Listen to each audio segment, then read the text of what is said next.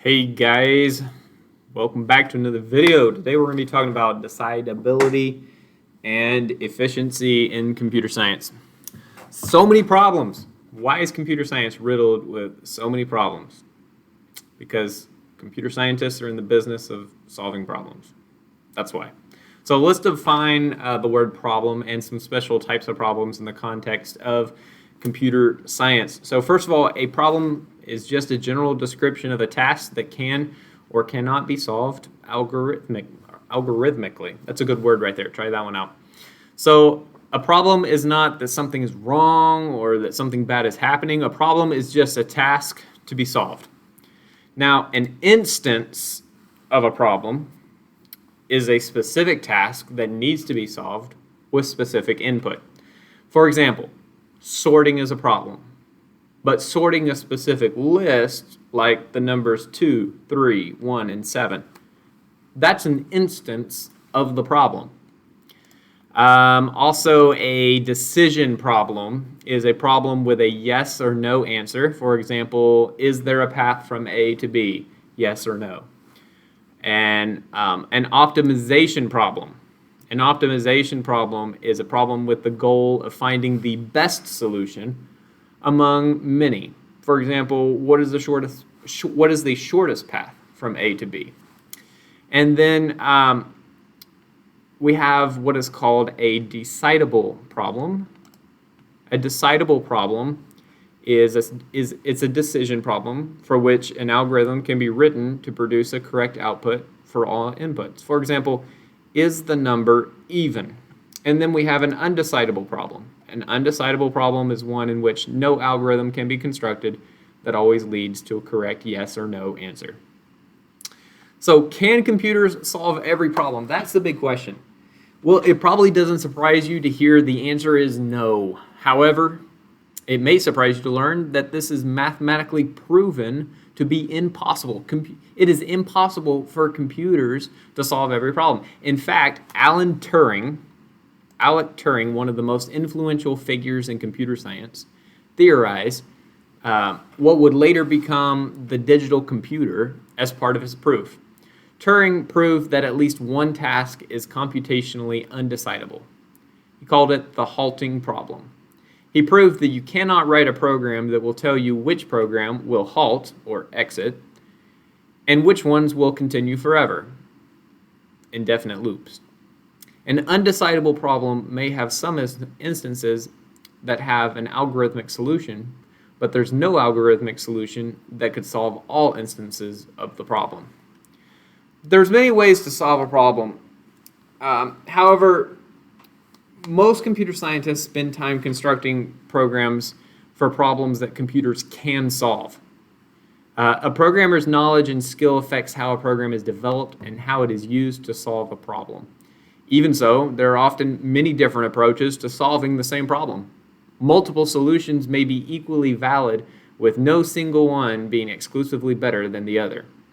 In fact, for most of the problems that you'll encounter in your life, there's almost never just one single way that the problem can be solved.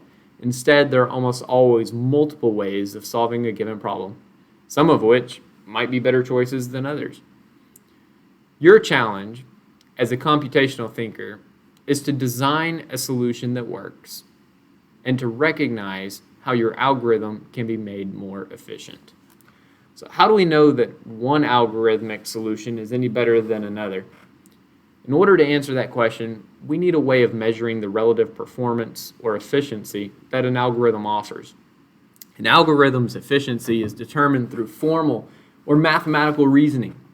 An algorithm's efficiency can be informally measured by determining the number of times a statement or group of statements executes. Another factor to consider is scalability. That is, how well does the algorithm perform at larger and larger scales?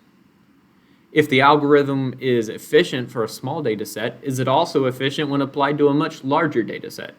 For example, if we double the number of items in a list, how much harder does that make the task of finding a particular item in that list? What if we triple the size of the list, quadruple it? What if we increase the size of the overall problem by a factor of n? How much does that increase the amount of work required by the algorithm. Scalability, if we define it, is the capacity for a system to change in size and scale, to meet new demands. Computer scientists use something called Big O notation. It's a mathematical concept that's outside the scope of this video, but it describes how well different algorithms scale. And this allows them to classify different solutions into different categories of relative performance. Let's define just for a minute efficiency. Efficiency, when we're talking about algorithms, is an estimation of the amount of computational resources used by an algorithm. Efficiency is typically expressed as a function of the size of the input. If we look at our different graphs here, if we look at a constant relationship, that means that no matter how much a problem grows, the amount of work stays more or less the same. So, amount of work is not changing there. If we look at the logarithmic relationship, every doubling of the size of a problem only requires one extra unit of work. With the linear relationship, as the size of a problem grows, the amount of work required grows at approximately the same rate. And then with the quadratic relationship, as the size of a problem grows, the amount of extra work required increases much more quickly, as you can see with these graphs. Algorithms with a polynomial efficiency or slower, like constant, linear, square, cubes, etc., are said to run in a reasonable amount of time. Algorithms with exponential or factorial efficiencies are examples of algorithms that run in an unreasonable amount of time. Let's just look at a few fun facts about algorithms. Algorithms can be written in different ways and still accomplish the same task. Algorithms that appear similar can yield different side effects or results. Different algorithms can be developed or used to solve the same problem. And different correct algorithms for the same problem can have different efficiencies.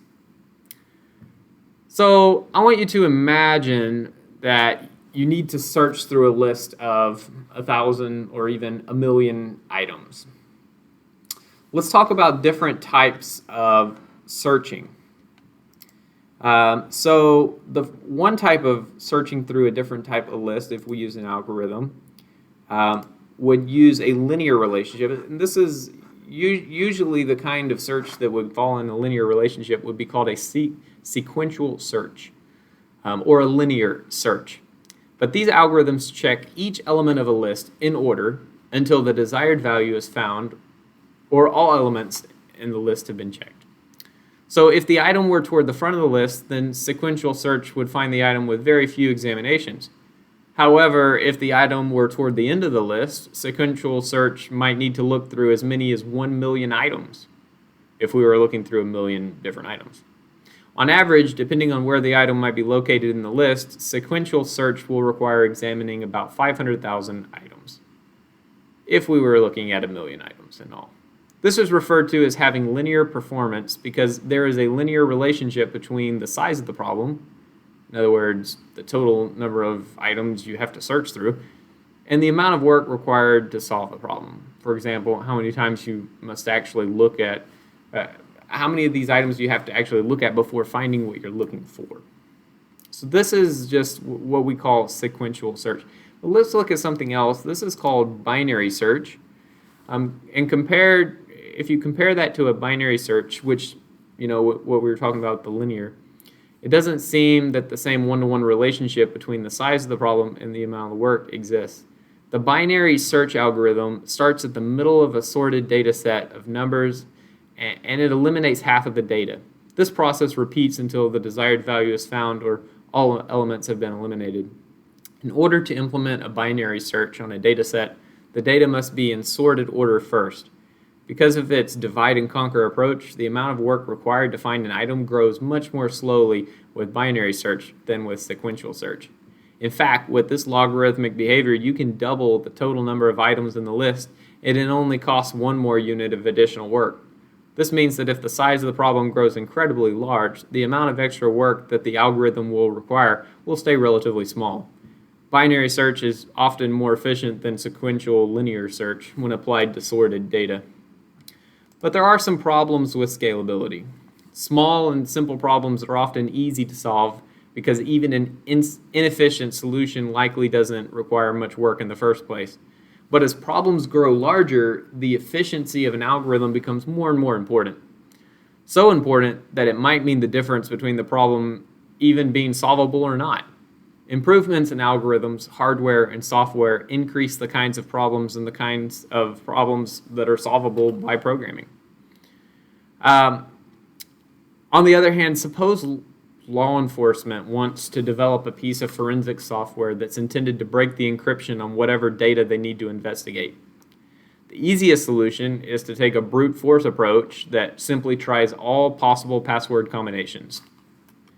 It's essentially a sequential search through every possible password, which makes it a linear solution, which certainly seems like it should be a viable solution to the problem, but how well does it really scale? In this case, it's not so much a problem with how efficiently the algorithm scales, but rather a problem with how quickly the size and the complexity of the problem can scale. I want you to imagine that you have a 4-digit passcode, let's just say using numbers 0 to 9, like you might have on your phone or your home security system. How many possible passcodes exist? Well, if the code consists of 4 digits, each of which is one of 10 possible digits, 0 through 9, then there are 10 to the fourth, or 10,000 unique combinations, 0000 through 9999. A brute force approach would only need to make 10,000 attempts at the most to ensure success. 10,000 is a lot, but it's trivial with the help of computational technology. How could we make it harder to crack, though? Maybe we can make the password longer. Every single digit added to the length of the passcode increases the number of possibilities by a factor of 10. We could also increase the number of characters to use. Instead of limiting the passcode to numeric digits, 0 through 9, it could use uppercase letters, lowercase letters, punctuation, symbols, emojis, whatever. Here's just a few examples of different combinations and the different notice on the right side, if we just use the 0 through 9 passcode, then we only have 10,000 combinations. But when we start adding in more digits and more types of characters, notice how the number of options increases. Notice how quick and easy it is to increase the size of the problem. Even just a meager 8-digit passcode made up of alphanumeric characters, 0 through 9, A through Z, including capitals, has more than 200 trillion possible combinations, meaning the brute force approach could similarly require more than 200 trillion attempts before cracking the encryption. Even at only 12 digits long, such a passcode would allow so many passcodes that a brute force attempt taking only 1 millisecond per attempt would still require about 100 trillion years. Clearly, a brute force solution doesn't scale well. But anyway, thanks for watching this video, guys. I hope that you learned a little bit about, just decidability, how algorithms work, efficiency. But anyway, I'll catch you all in the next video, and y'all have an epic rest of your day.